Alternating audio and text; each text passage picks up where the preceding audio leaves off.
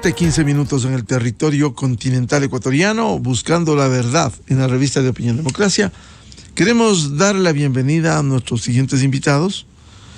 El doctor Carlos de Tomaso, constitucionalista, académico, columnista de Diario El Universo. Doctor Medardo Leas, ex vicepresidente del Tribunal Supremo Electoral, miembro de Cauce Democrático.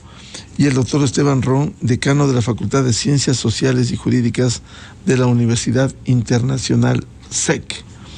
El tema que ponemos en análisis se relaciona con la consulta popular, las 8 preguntas que han sido formuladas, pero también con acento, y con ello queremos empezar con la reforma política. Al menos las preguntas 3 y 4, la una tiene que ver, la tercera, si está de acuerdo el ecuatoriano con reducir el número de asambleístas y que se los elija de acuerdo a los siguientes criterios. Ahí se establece cómo se elige un asambleísta por provincia, etcétera, y los cálculos posteriores. Y la 4, ¿está usted de acuerdo con exigir que los movimientos políticos cuenten con un número de afiliados mínimo equivalente al 1.5% del registro electoral de su jurisdicción? Es decir, un mayor control a los movimientos políticos. Cierto es, y hay que insistir, especialmente por quienes se oponen y están haciendo campaña por el no. Cierto es que esto no va a arreglar el problema. No va a arreglar el problema. Sin embargo, algo hay que hacer, o simplemente nos cruzamos de brazos y no hacemos nada en el país. Algo hay que hacer. Pudo ser mejor, pero ya no lo es. Se planteó esto, hubo trabas iniciales en la Corte Constitucional, pero allí están. ¿Qué hacer frente a este panorama? Quiero empezar, dada la experiencia con el doctor Medardo Leas, especialmente esta reforma política, porque hay que estar absolutamente claros. El país está cansado de ver un sistema político prostituido, y un reflejo clarísimo es esa asamblea mediocre. Doctor Medardo Leas, muy buen día. Muy buenos días, un saludo cordial a todos los radioescuchas, a los contertulios. Y bueno, claro, iniciamos un proceso de consulta donde vamos a responder, entre otras, 2 preguntas que a mi criterio sí son importantes, porque, por ejemplo, la constitución de la Asamblea siempre estuvo sobre representada, especialmente, por ejemplo, de las provincias de Galápagos o las orientales, que con pocos pobladores tenían un número de legisladores, de asambleístas que no correspondía a la población que en ella vive. Entonces yo creo que es correcto de que comencemos a regular la forma como se debe constituir la Asamblea Nacional, para lo cual los parámetros que han puesto me parece adecuados a efectos de que nosotros tengamos menos candidatos y con eso más oportunidad de reflexionar, analizar y escoger adecuadamente a los candidatos. Claro que esto va unido a lo que es el problema más grave que tiene la democracia y las elecciones en el Ecuador. Las organizaciones políticas llamadas movimientos políticos, que desde su origen fue uno de los problemas más graves que ha tenido la democracia ecuatoriana, porque el origen de las mismas fue la falsificación de firmas para obtener su reconocimiento legal, y el fraude no puede ser el origen para que le dé vida jurídica a una organización política, más aún cuando estos movimientos no han sido controlados por el Consejo Nacional Electoral y prácticamente reviven como organizaciones electoristas en cada elección, y al no tener una estructura que les permita cumplir las funciones de una organización política, llega la elección y están a la venta, al alquiler o prestarse para que cualquier persona pueda ser candidato. Y esto es lo que ha destruido nuestro sistema democrático y ha causado problemas como la presentación de miles de candidatos. Ahora mismo en todas las ciudades tenemos más de 12 candidatos a alcaldes o prefectos, cientos de candidatos a concejales, que no se los identifican ni siquiera por el nombre del candidato, peor aún por su filiación política, su ideología. No sabemos qué piensan cómo van a actuar estos ciudadanos que dicen representar a una organización política, y esto tiene que acabar. Por eso a mí también me parece bien que por lo menos comencemos exigiendo que las organizaciones políticas llamadas movimientos tengan afiliados registrados, aunque con esto no solucionaremos inmediatamente los problemas, porque tal como ya se ha planteado en la reforma que nosotros hicimos, lo que se debe buscar posteriormente es que esos afiliados empadronados mediante la votación directa y secreta puedan participar en los procesos de organización del propio movimiento, es decir, nombrando directivos nacionales o provinciales, o lo que es también la nominación de candidatos. De esa manera iremos regulando, reduciendo el número de movimientos que tanto daño está causando a la democracia. Por eso a mí estas dos preguntas para comenzar este diálogo me parecen pertinentes y hay que votar sí, aunque como bien lo dijo Miguel, no van a solucionar en forma inmediata los problemas, porque lo que hay que buscar es cambios más profundos que lo iremos haciendo a través de las reformas legales, que como la asamblea no funciona, habrá que buscar otro mecanismo, a lo mejor la democracia directa a efectos de en ascuas y que no permiten la conformación adecuada de lo que son las instituciones, como las prefecturas ahora que vamos a elegir o las alcaldías. Es decir, sin llenar toda la expectativa, doctor Medardo Oleas, por lo menos algo se va a exigir y se va a corregir en este sistema político que vivimos y que está prostituido. Así es, porque el votar por sí es un anuncio ante la sociedad y ante las organizaciones políticas indicando que no estamos de acuerdo cómo están procediendo estas organizaciones y que tienen que cambiar.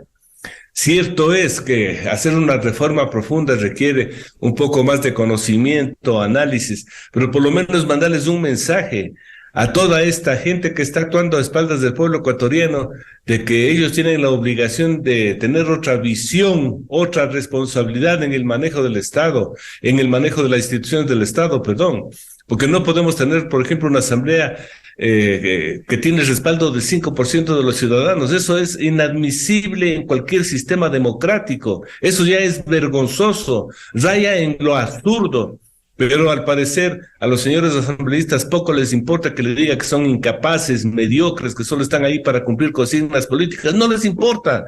Y día a día nos traen más sorpresas. Ahora quieren amnistiar a un mal elemento político, porque solo sirve para eso. Y la tarea de legislación, señores, entonces yo creo que por lo menos este inicio de cambios, de reformas, que sirva como un mensaje claro de la ciudadanía hasta esta mala clase política que está causando muchos daños al país y que no permite un desarrollo armónico porque no estamos eligiendo a los mejores hombres para encargarles la legislación en la asamblea o la administración de la provincia, en los consejos provinciales o en los municipios. Entonces, este mensaje que se les va a dar a través de la consulta, si no es el perfecto, porque no se puede bajar el cielo a la tierra y tener solucionado todos los problemas, por lo menos será el inicio de un proceso mediante el cual vayamos perfeccionando estas malas instituciones que están causando daños al país. Doctor Carlos de Tomaso, muy buen día. ¿Cómo ve usted estas propuestas, en primer lugar, de la reforma política, preguntas 3 y 4, para tratar al menos de mejorar la representación política y de mejorar los controles y no seguir con este sistema de proliferación de movimientos, sistema que se ha tornado en empresas electoreras? Muy buen día. Muy buenos días y buenos días a los panelistas. Tengo una opinión parecida a la del doctor Oleas. Evidentemente vamos a apoyar las preguntas de la consulta popular. No obstante, si hubiéramos a lo mejor preferido incorporar o plantear otras reformas también importantes. Esta consulta se hizo tratando de ir hacia la modificación como enmienda. Y en base a eso se trazaron las preguntas y no en base a qué se necesita. Porque a mí no me hubiera importado si el procedimiento hubiera sido reforma pero ir por las cosas importantes como, por ejemplo, requisitos para ser diputado, que desafortunadamente la Corte Constitucional había negado como enmienda, e incluso a lo mejor puede hacer que exija que sea una constituyente, pero ese era un tema importante porque los requisitos para ser diputado pues es básicamente existir. No hay ningún otro requisito y es un desprecio hacia lo que es la actividad legislativa. Lo del número de diputados, he revisado los cálculos. Incluso el otro día entrevisté en mi programa de radio a la asesora de la presidencia, Karen Sichel, y ella calculaba que más o menos bajarían a 117 diputados. Es decir, tampoco es sustancial la reducción. Y acordémonos que hay que ver si van a aplicar el nuevo censo. Con el nuevo censo, a su vez, tendrían que incorporarse nuevos asambleístas. Hay provincias que solo van a tener una representación, con lo cual se puede afectar incluso la paridad de género, ¿no? En cómo se elija. Pero evidentemente la reducción del número de asambleístas puede aportar a mayor facilidad en el manejo de un ente que es tan complejo, tan desprestigiado, pero a su vez tan importante. Tan importante y más aún si pasa la consulta, que va a volver a tener la potestad de designación de las principales autoridades del país. Pregunta que a mí en lo particular me cuesta y me sigue costando digerir, porque pues parece increíble que no hayamos podido hacer funcionar un organismo de 7 personas para llevar esos tipos de concursos y que volvamos al órgano más desprestigiado del país a que hagan esa designación.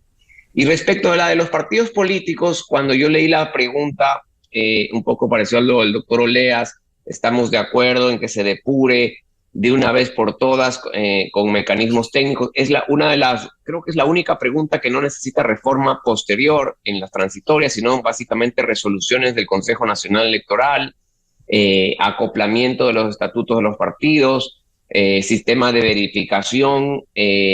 Me parece que va a ser importante. En algún momento dije, ¿por qué esto tiene que ir a la Constitución? Y luego digo, bueno, está bien porque damos la certeza de que esa norma el porcentaje que necesitas para hacer movimiento nacional y provincial no va a andar andando en función de las mayorías móviles que se arman en la Asamblea y va a quedar como escrito en piedra en la Constitución.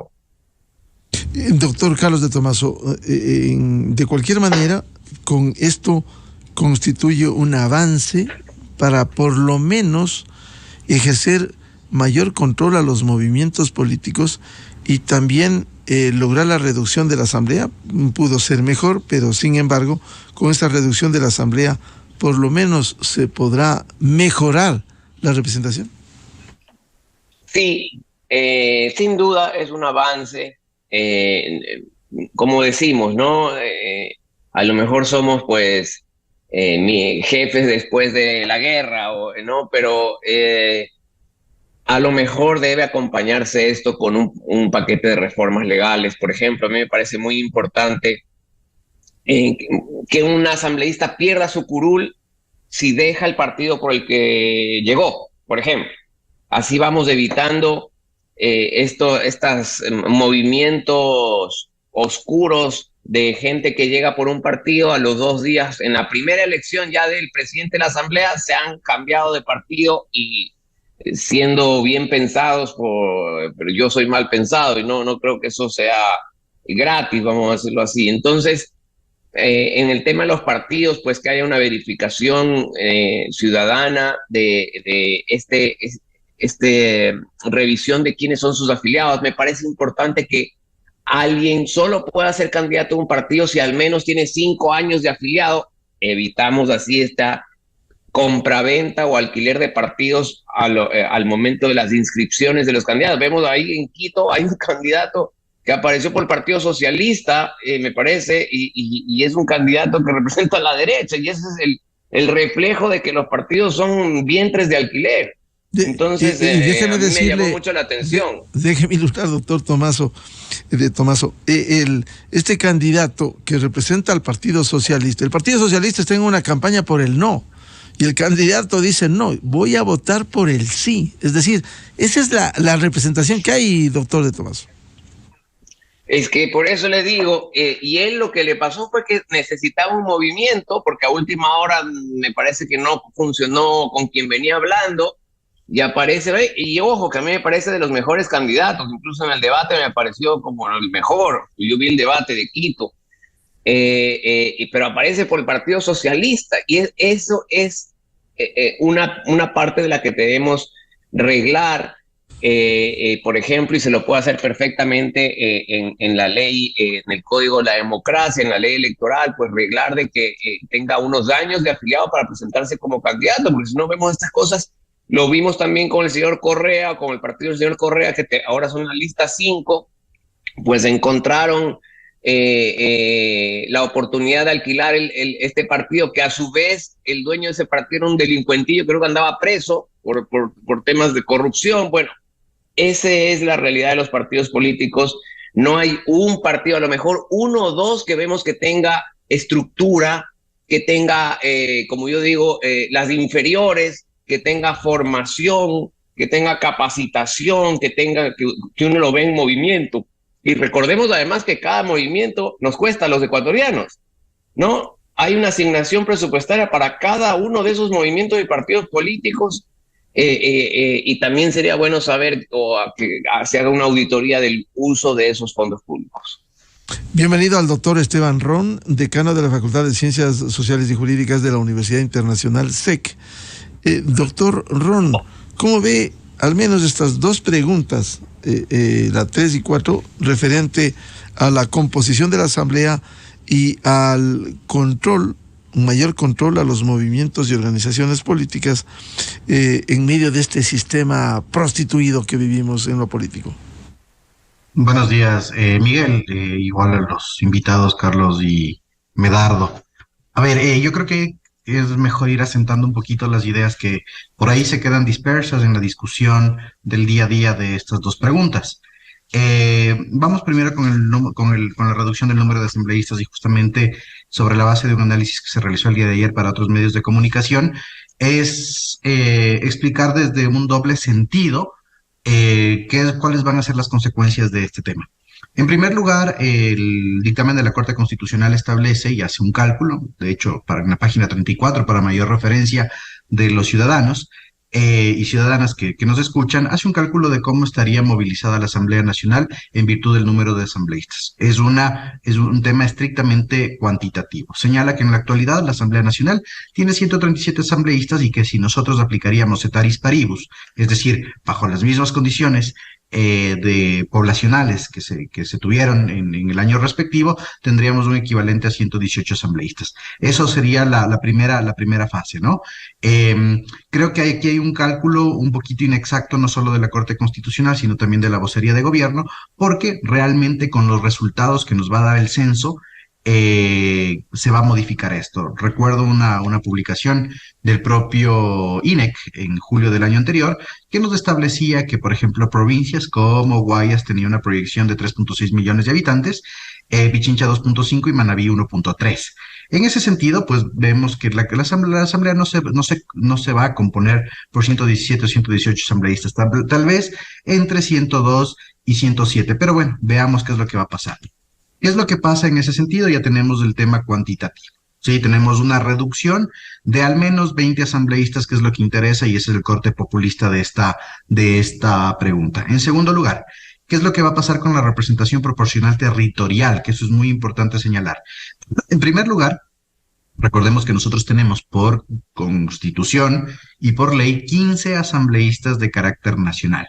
La reforma establece que nosotros vamos a tener un asambleísta por cada 1.000.000 de habitantes que se tiene de carácter nacional en la proyección que realiza el INEC tendríamos 18 asambleístas. Entonces, en ese sentido, la representación de asambleístas nacionales suben 3 de acuerdo a la condición que nosotros tenemos.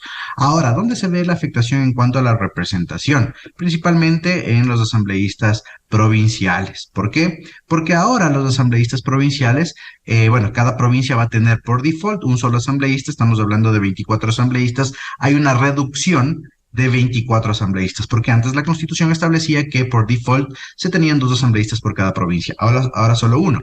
Y un asambleísta más por cada 250,000 habitantes. Previamente se tenía un asambleísta por cada 200,000 habitantes o fracción superior a 150,000. Ahí es donde se va a afectar la representación y se va a afectar negativamente el número de asambleístas.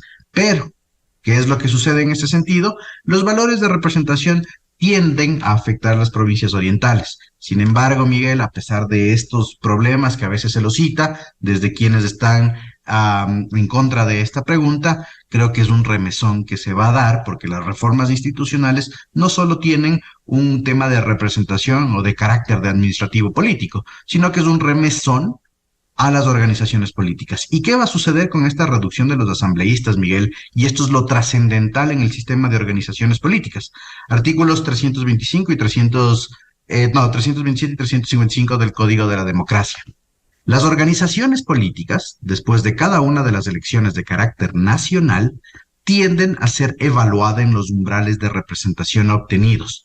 Es decir, las organizaciones políticas tienen una tarjeta amarilla, por así decirlo, después de cada una de las elecciones, si es que éstas no obtienen los umbrales de representación. Y uno de estos umbrales de representación, Miguel, es haber obtenido al menos 3 asambleístas para el periodo legislativo siguiente. ¿Qué es lo que va a pasar? Se reducen el número de asambleístas y por lo tanto se reducen las posibilidades de las organizaciones políticas de tener una representación en la asamblea. Eso va a ser un cisma dentro del sistema. ¿Sí? Eso es lo bueno de esta propuesta, porque lamentablemente en este sistema prostituido, como ya lo han dicho los contertulios, las organizaciones políticas no nos dan candidatos de calidad a efectos de que existe una representación. Pero ese va a ser el primer cisma. Segunda cosa que tenemos que tener en el ojo de esta pregunta es que estas organizaciones políticas, si no tienen igual el mismo número de representación, no van a tener el fondo partidario permanente. Eso es muy importante, porque al quitarle los fondos por no tener representación, obviamente ya no habrá financiamiento estatal. Y el cuidado dentro de esta pregunta, y acertadamente Carlos decía una cosa, esta es la única pregunta que no tiene en un anexo límites temporales para hacer las reformas. De acuerdo, Carlos, pero ahí nos pueden ver o se puede dar una paradoja entre Constitución y el Código de la Democracia. Recordemos que la ley electoral no puede ser modificada sino hasta un año antes de cada una de las elecciones. ¿Y qué es lo que pasa? Si es que esta reforma no pasa hasta al menos enero del 2024, ya no se podrá modificar. Es decir, ese es el ojo que tenemos que tener y la fiscalización prospectiva de la Asamblea. Si la pregunta pasa y a posteriori no se reforma el Código de la Democracia dentro del intervalo entre la aprobación de la pregunta y enero del 2024, no se va a poder aplicar para las siguientes elecciones. Entonces, por ahí creo que es la primera parte, Miguel. Claro, es decir, si la Asamblea, perdóneme la expresión, si no le da la gana de tramitar, pese al mandato popular, si dilata, demora y no se llega un año antes, como es la disposición legal, a comienzos del próximo año, simplemente esto quedará para las siguientes elecciones de asambleístas. No solo eso, Miguel, sino que tendríamos una paradoja entre la Constitución, que ya estaría reformada, porque recordemos que para el proceso enmendada, de enmienda constitucional, se tiene el lapso de 180 días aproximadamente, pero luego las reformas se tiene 365 días para hacer todas las reformas institucionales. Entonces, en ese sentido hay que tenerle ojo a la Asamblea a efectos de que realice esta modificación, porque llegar a unas elecciones con una contradicción constitucional y legal no nos va a dar ningún resultado positivo. Y el tema del Consejo Nacional Electoral respecto a la fiscalización de las organizaciones políticas, creo que ya los contertulios han dicho, esto es un tema de que las organizaciones políticas de papel, las máquinas electoreras, que prostituyen las candidaturas y los espacios de participación política realmente ratifiquen que ese 1.5% de el apoyo en cada uno de sus jurisdicciones fue efectivamente realizado. Es decir, no son organizaciones de papel, no son organizaciones que compraron las firmas, no son organizaciones que se organizaron y que solo sirven para el momento, sino que mantengan ese número de afiliados para que, valga la cacofonía, mantengan la legitimidad democrática de la que habla el Código de la Democracia y éstas puedan funcionar, para que realmente la ciudadanía, el elector, diga, ok, no apoyo, pero esa organización política sirve, y que no sea una organización de papel. Lo difícil de esta pregunta, lo complejo de esta pregunta, es la fiscalización que va a tener que hacer el Consejo Nacional Electoral. Ahí va a ser, así como tiene el ojo del huracán la otra pregunta en la Asamblea, el Consejo Nacional Electoral tiene un año a efectos de implementar un sistema de fiscalización de esas preguntas. La liberación de la data interna para saber a qué organización política los ecuatorianos estamos o no estamos afiliados, porque puede haber fraudulencia también en esas afiliaciones. Una depuración y luego la organización política mantenerla. ¿Va a depurar? Esperemos que sí, para que no exista la proliferación de organizaciones políticas y estas dos preguntas confluyan en ese cisma al sistema de organizaciones políticas para que realmente estas empiecen a actuar de una manera diferente. Miguel, preguntas válidas que efectivamente lo que generarán es un efecto político y social. Doctor Medardo Oleas, ¿cómo concienciar sobre estos temas básicos de la reforma política y la composición de la Asamblea Nacional a fin de que esto no pase inadvertido y se vaya a votar sin conciencia, sin información, sin responsabilidad como debiera ser? Porque muchos se quejan y por eso la poca importancia que se da a la política, esa indiferencia en general del electorado, del pueblo, frente a la práctica política, frente a lo que hace esa mediocre asamblea. Pero el momento de definir debiera informarse y tomar conciencia, al menos sobre estos avances, por pequeños que sean, doctor Oleas. Sí, es preocupante de que más del 50-55% de los electores a la presente fecha no haya decidido por quién votar ni cómo participar en la consulta. Y eso sí es muy crítico, porque si resuelven a última hora, como ha sido histórico en el Ecuador, sus preferencias electorales o los de la consulta, nadie sabe para dónde van. Y esto no es adecuado para una democracia sólida. Por eso, la única solución que tenemos los ecuatorianos es participar activamente en estos procesos electorales. Si están cansados de la Asamblea Nacional por ineficiente, inoperante, corrupta, qué mejor que comenzar a analizar estas vías de solución que comienzan a encaminar reformas futuras para mejorar el sistema. Pero los ciudadanos, si no despiertan, si no se reactivan, poco lograremos. Porque estamos pensando, por ejemplo, que ni bien termine la consulta, si esta triunfa, inmediatamente promover una serie de reformas desde la sociedad a efectos de que no quede en letra muerta lo que está escrito en la Constitución, aunque hay normas constitucionales que dicen que las normas constitucionales prevalecen sobre las normas legales, es decir, que son de inmediata aplicación. Y sobre eso también estamos pensando ya una serie de recursos para que, si no se reforman las leyes secundarias, especialmente del Código de la Democracia, se aplique lo que dice la Constitución, porque hay normas clarísimas. La Constitución está sobre la ley y son las normas constitucionales de aplicación inmediata. Entonces vamos a irnos por ese camino, pero tampoco vamos a permitir que por una mala planificación no se apliquen las mismas, ya sea en la Asamblea o sea en el Consejo Nacional Electoral. Porque, repito, lo que más está afectando a la democracia a la presente fecha es el excesivo número de movimientos que no representan a nada. Yo siempre les pido a los ciudadanos que hagan un análisis posterior a las elecciones y vean, por ejemplo, que de los 12 candidatos que promedio hay en las ciudades para alcalde, muy pocos logran obtener por lo menos el 1% o el 2% de la votación. Por eso se había planteado como reforma de que candidato que no tenga el 1% desaparece automáticamente el movimiento partido. Una de las formas de ir depurando, aunque no es adecuado que muchas personas se candidaticen para salir en la papeleta electoral cuando efectivamente no tienen respaldo. Entonces yo creo que la ciudadanía tiene que motivarse, impulsar. La democracia se constituye por las personas que constituimos el Ecuador, por las que vivimos en el Ecuador, por las que ejercemos los derechos democráticos, como son desde los 16 años a los 18 voto facultativo y a los demás voto obligatorio. Con el voto facultativo también de las personas de la tercera edad. Pero si nosotros, que somos los dueños de la democracia, no participamos activa, responsablemente, dando nuestra opinión en la consulta, nuestro voto responsable, poco se lo logrará. Porque a mí sí me preocupa mucho cuando termina una elección y nadie sabe de dónde salieron los votos para elegir, por ejemplo, a los concejales. En este momento yo he estado haciendo encuestas en el distrito en el que vivo y nadie conoce quiénes son los candidatos a concejales. Entonces, la democracia tenemos que irle puliendo, tenemos que irle mejorando, pero con una activa, responsable participación ciudadana, que adquieran esa cultura democrática de participación. No hay otra forma. Quejarse es muy fácil, pero la solución está en participar. Si no les gustan los movimientos políticos, si no les gustan algunos candidatos, bueno, voten por las personas que sí valen. Porque cierto es que hay algunos muy malos candidatos, pero también hay buenos candidatos, escojamos. Eso es la democracia. Entonces yo no encuentro otro camino. Y repito, trato de motivar, incentivar una participación responsable de los ciudadanos como una vía para mejorar este muy mal sistema que tenemos a la presente fecha.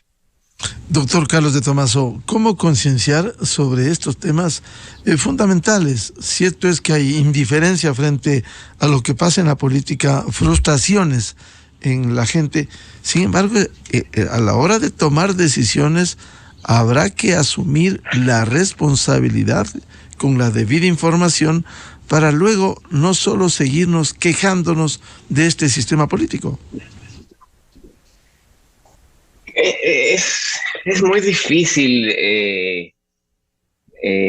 pensar en una forma efectiva de concientización, especialmente a las personas más jóvenes o que llenen de interés. Recordemos que, como bien decía Esteban, si esto no alcanza a estar en un año, cosa que debieron haber previsto en las transitorias, porque era fácil poner en la propia transitoria una pregunta de que es el límite del plazo de un año antes, no aplicará esta vez por algo, pues la próxima asamblea va a tener en su cargo pues la designación de todas las autoridades. Eso hace que nuevamente o una vez más la asamblea tenga una tremenda responsabilidad y los partidos políticos tengan una tremenda responsabilidad en quién van a presentar como candidatos, que para mí es uno de los grandes temas, porque finalmente el sistema podemos hacer las modificaciones, pero esto, como todo, termina en las personas, y quienes proponen a los candidatos son los partidos, y vienen pues los partidos tomando en consideración a quién es famoso de la televisión, y como ya tienen una marca registrada, pues colocan a personas que no tienen las capacidades para poder asumir la legislatura. Y a veces pienso que eso es lo que quieren, porque me quieren mandar, y hay pues las personas que mandan, no tienen autonomía los asambleístas dentro de su propia organización política, la cual también deben tener. Entonces, el proceso de concientización pues debería ser el propio Consejo Nacional Electoral, con el presupuesto anual que tiene, el poder hacerlo.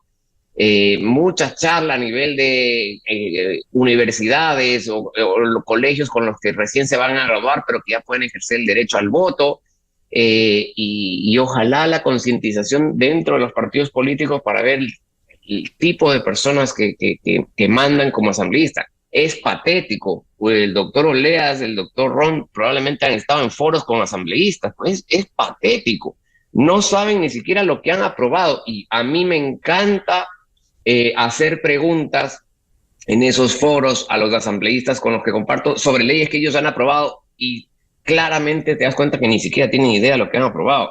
Levantan la mano, aplastan el botón, meten la tarjeta electrónica y votan. Entonces, Me parece que si el gobierno quiere hacer una modificación, insisto, tiene que presentar paralelamente un paquete de reformas legales al Código de la Democracia para acompañar estas reformas constitucionales con reformas adicionales.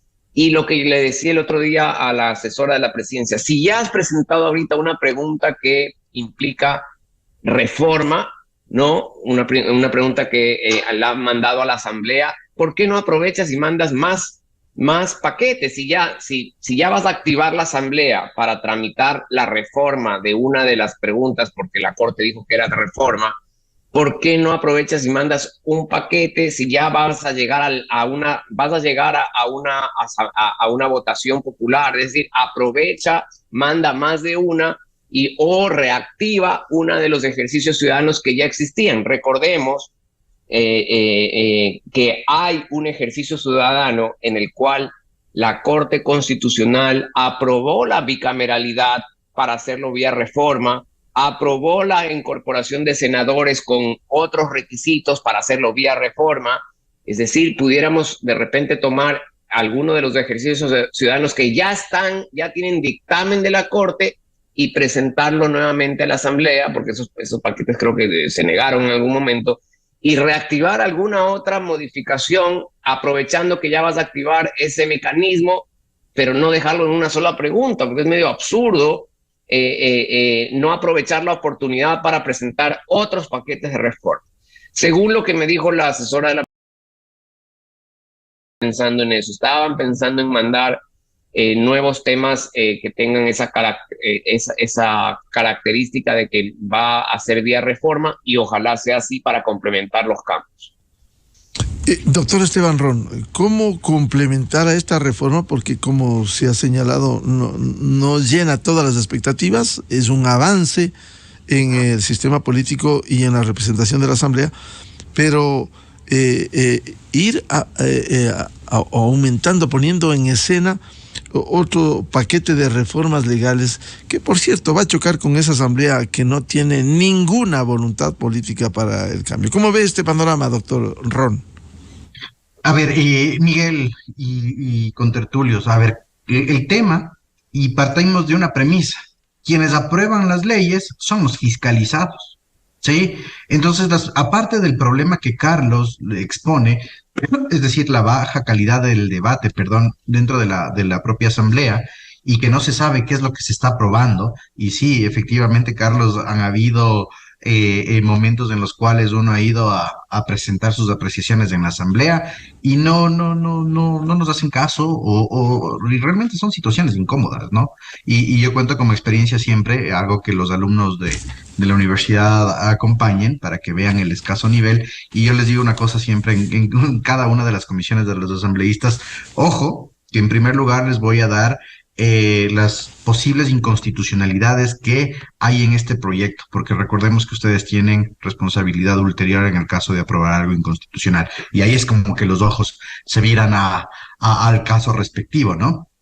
Pero bueno, ¿qué es lo que va a pasar? Y bajo esta premisa, la propia Asamblea es la que tiene que aprobar las reformas del Código de la Democracia, pero ellos mismos provienen de organizaciones políticas que no les conviene ser fiscalizados. Se ha propuesto, y existen varias propuestas dentro del propio legislativo después de las reformas del 2020, el Código de la Democracia, principalmente un fortalecimiento del sistema de organizaciones políticas bajo tres premisas. En primer lugar, subir los umbrales de representación. Ese umbral de representación sobre el que yo hablé en la primera intervención tiene que ser más fuerte.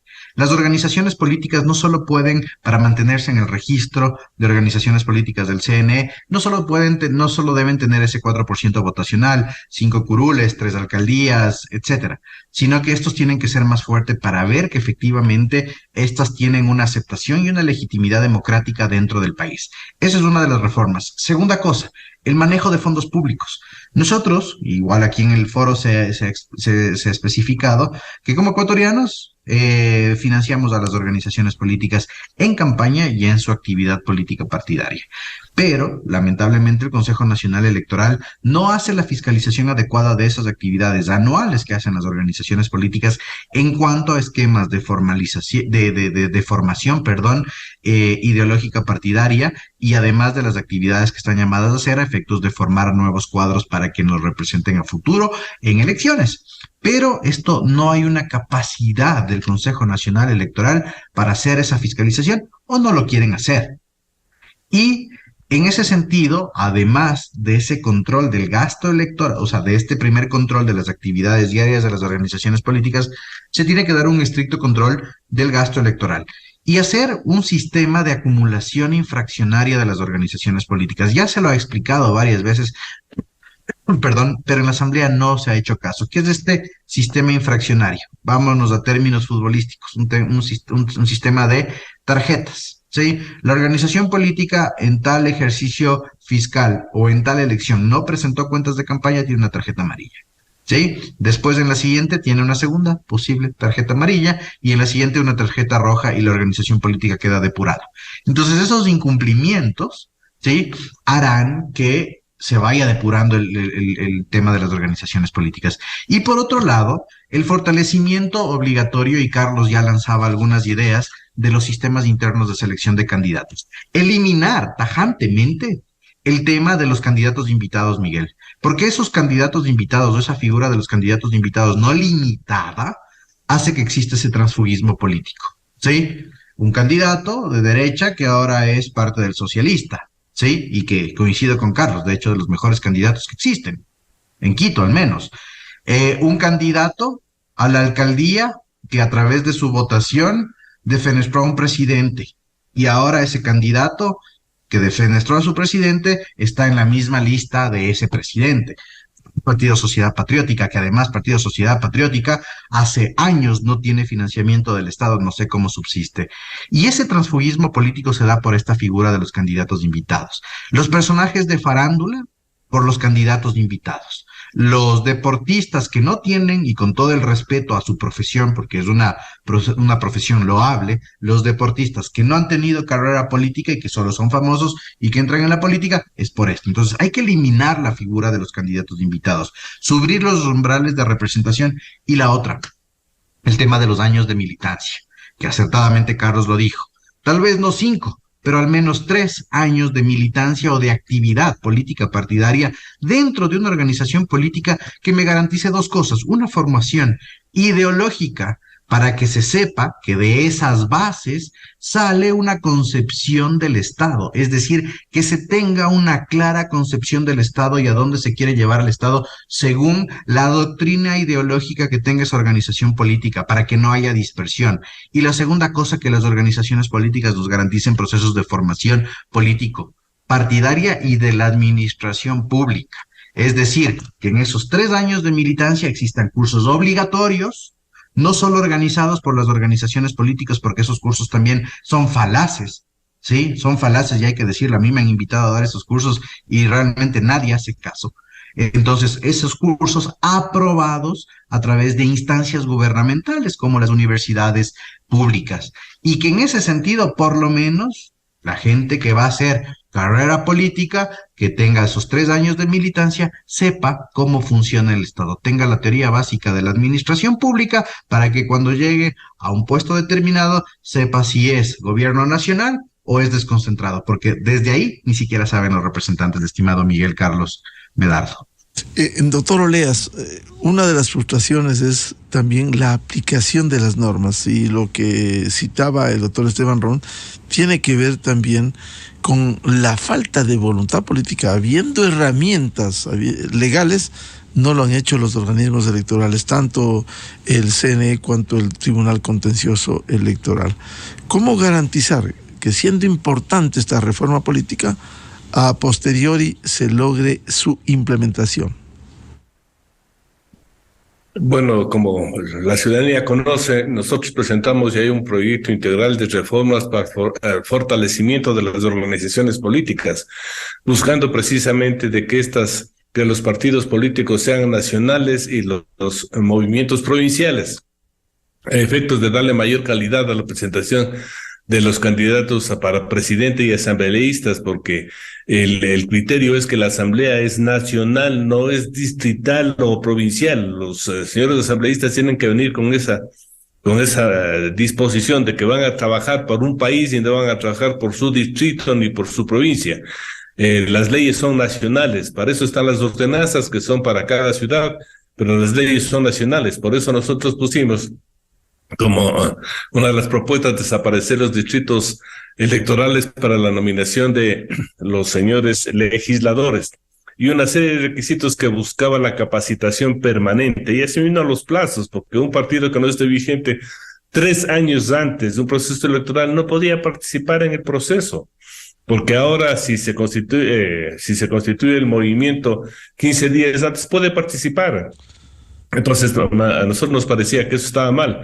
Y comenzamos a difundir en la sociedad el proyecto, fue muy bien aceptado, los medios de comunicación lo conocen, aquí Miguel hemos analizado en esta radio, pero naturalmente el cuello de botella para la reforma se llama Asamblea Nacional, la cual ve sus intereses y sus intereses están en contra de los cambios que permitan una mayor democracia interna, porque no podíamos admitir que existan partidos políticos con un director nacional 20 años, otro 12 años, es decir, que no se cumplía un principio básico de la renovación, que es muy sana en democracia.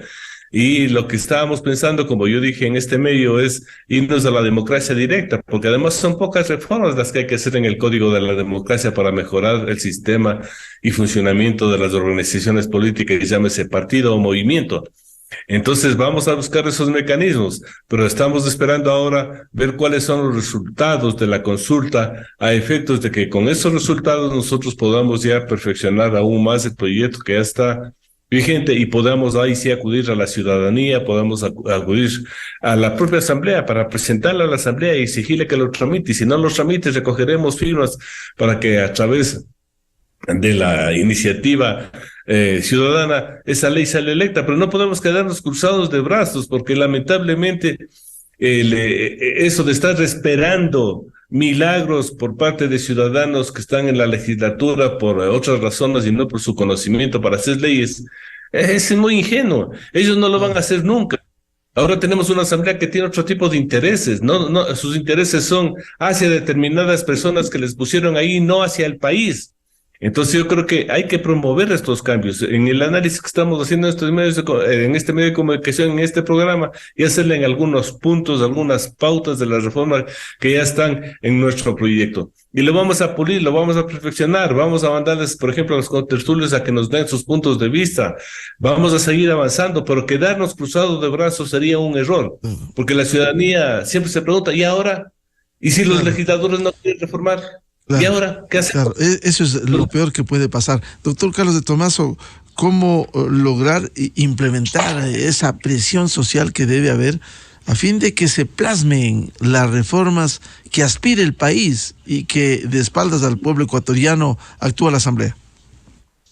Pues con foros como este, con proyectos como los que nos invita el doctor Oleas a apoyarlo o revisarlo, por supuesto, pero como digo yo, finalmente hay que lograr que quienes dirigen los movimientos políticos creen conciencia de la responsabilidad que se tiene en el nombramiento de los candidatos. Igual que el doctor Ron, por iniciativa mía, algún día di una malla básica a un grupo de asambleístas que habían sido electos y de verdad no tenían idea de nada, y porque no es su profesión. Porque el uno era presentador y la otra era presentadora de televisión de un programa de chisme. Entonces, es como... pero claro, tenía popularidad, tenía reconocimiento, ese factor que en las encuestas es muy importante, que evidentemente tiene mayor ventaja que la que podamos tener nosotros, que no estamos todos los días en la pantalla, pero ha sido o fue un ejercicio que me dejó marcado para saber pues qué irresponsabilidad de los partidos políticos. No es problema de los candidatos, sino de quien los pone. Entonces, creo que la concientización de que no podemos seguir jugándonos esto, hay movimientos políticos que van directamente con una idea que es la amnistía para su líder y solo trabajan en eso. Es como que se abstraen de la legislatura que es tan compleja. Hoy en día, y mis colegas me sabrán dar la razón, hoy en día tan compleja que tiene que estarse al día en la jurisprudencia de la Corte Constitucional para legislar. Y eso implica un estudio pormenorizado, permanente, de todas las pautas jurisprudenciales que da la Corte Constitucional, que por el efecto de las garantías normativas del artículo 84 de la Constitución son obligatorias para quien legisla, son mandatos. Entonces, se desprecia la actividad legislativa y ese desprecio es de lo que significa legislar. Creo que también es importante promocionar la técnica legislativa, los conocimientos que hay que tener para hacer lo complejo que es legislar, pues implica que la carta de presentación de quien se presente tiene que ser altísima. Y si no se presentan con esa carta de presentación, tenemos que ser durísimos en la opinión pública cuando entrevistemos a esas personas para hacerles ver que te estás presentando un cargo para el cual no estás capacitado. Claro, desde luego. Eso se ha evidenciado, doctor de Tomaso, y uno ve esa el paupérrimo conocimiento, no solo de las leyes, incluso para articular ideas. Eso es penosamente. Doctor Esteban Ron, ¿cómo lograr la implementación de esto que es un avance, lograr cambios en el sistema político?